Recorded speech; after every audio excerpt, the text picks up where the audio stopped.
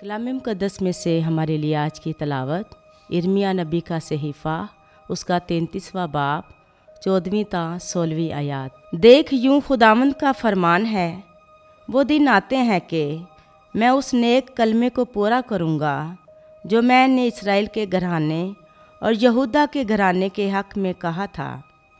ان دنوں میں اور اس وقت میں داؤد کے لیے ایک صادق کونپل پیدا کروں گا، اور وہ زمین پر عدل اور صداقت کا کام کرے گا۔ انہی ایام میں یہودا نجات پائے گا اور یروشلم اطمینان سے سکونت کرے گا۔ اس کا نام یہ ہوگا کہ خداوند ہماری صداقت۔ آمین۔ پاک کلام کے پڑھے اور سنے جانے پر خداوند کی خاص برکت ہو، خدا کا شکر ہو۔